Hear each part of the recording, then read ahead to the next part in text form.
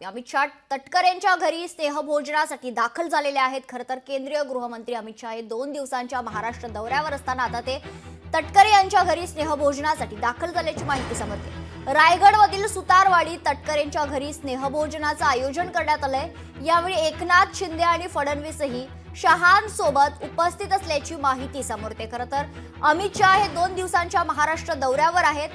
यावेळी खरं तर रायगड आणि नाशिकचा पालकमंत्री पदाचा तिढा सुटणार का अशी चर्चा गेल्या अनेक दिवसांपासून होते।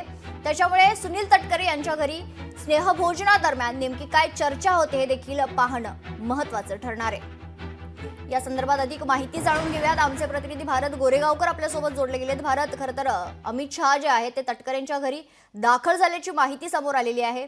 यावेळी खरं तर आणखी कोणत्या विषयावर चर्चा होणार का हे देखील पाहणं महत्त्वाचं ठरणार आहे। भारत, मेघना, तसं पाहिलं तर आज सुनील तटकरे यांनी जो केंद्रीय गृहमंत्री अमित शाह यांच्यासाठी भोजनाचं जे आमंत्रण केलं होतं त्या निमंत्रणाचा मान स्वीकारून अमित शाह हे त्यांच्या निवासस्थानी भोजनाकरता दाखल झालेले आहेत। अर्थातच त्यांच्या समवेत राज्याचे मुख्यमंत्री आहेत, दोन्ही उपमुख्यमंत्री आहेत, केंद्रीय राज्यमंत्री मोहोळ देखील आहेत, प्रफुल्ल पटेल आहेत।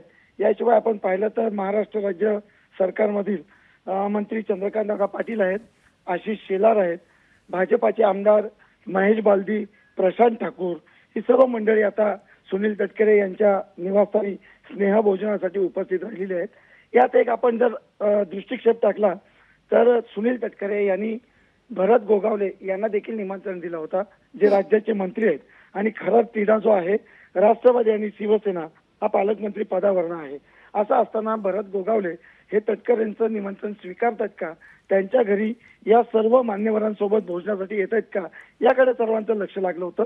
मात्र आता जी लोकशाहीला माहिती मिळते त्यानुसार रायगडच्या कार्यक्रमामध्ये भरत गोगावले एकत्र होते, मात्र त्यांनी सुनील तटकरे यांच्या भोजनाचं निमंत्रण नाकारलंय। भरत गोगावले हे तटकरे यांच्या निवासस्थानी आता तरी उपस्थित नाही आहेत।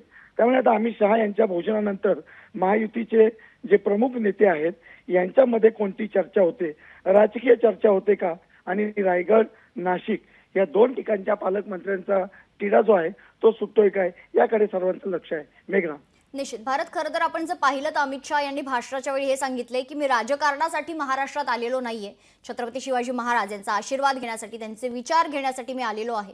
मात्र तरीही यावेळेस जर सुनील तटकरे यांच्या घरी जर स्नेहभोजनाचं आयोजन करण्यात आलेलं आहे तर कुठेतरी भरत गोगावले यांच्या समर्थकांमध्ये नाराजीचं चिन्ह आहे। त्याच्यामुळे खरंच राजकारण होणार नाही का हे देखील पाहावं लागणार आहे। भारत, निश्चित स्वरूपामध्ये किल्ले रायगडावरती बोलताना अमित शहा यांनी एक स्पष्ट केलं की मी महाराष्ट्राच्या जो दौऱ्यावरती आहे तो राजकीय दृष्ट्या दौऱ्यावरती नाही आहे। कारण मुळात किल्ले रायगडावरती कोणीही मोठा नेता असेल ते राजकीय संभाषण हे राजधानीतून केलं जात नाही। मात्र आता किल्ले रायगडावरील जो पुण्यतिथीचा कार्यक्रम होता तो आटोपलेला आहे आणि तो आटोपल्यानंतर आता अमित शहा स्वतः सुनील तटकरे यांच्या निवासस्थानी आलेत। योगायोगाने म्हणा किंवा घडवून आणलेला योग म्हणा, या ठिकाणी राज्याचे प्रमुख मुख्यमंत्री, दोन्ही उपमुख्यमंत्री आहेत, महायुतीचे जे वरिष्ठ नेते आहेत ज्यांच्या नेतृत्वाखाली महाराष्ट्रातील महायुतीचं सरकार चालतं ते सर्व नेते एकत्रित आलेले आहेत। आणि अर्थातच एक महायुतीची ही इन कॅमेरा बैठक सुद्धा होऊ शकते। त्यामुळे या ठिकाणी राजकीय चर्चा होणार नाही किंवा नाशिक, रायगड यासारख्या पालकमंत्री पदासह राज्यातील महत्त्वाच्या राजकीय परिस्थितीवर भाष्य होणार नाही असं कोणीही नाकारू शकत नाही। खरंच या ठिकाणी राजकारणाबद्दल काही चर्चा होणार की नाही ते पाहणं महत्त्वाचं ठरणार आहे। तुर्तास धन्यवाद भारत, आपण दिलेल्या सविस्तर माहितीसाठी।